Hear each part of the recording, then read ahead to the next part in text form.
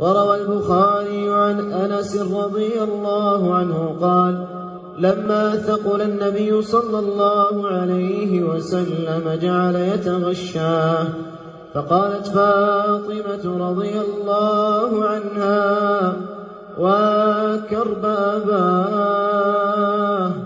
فقال لها: ليس على أبيك كرب بعد اليوم.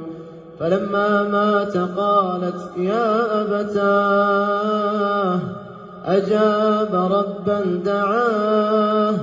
يا أبتاه، من جنة الفردوس مأواه.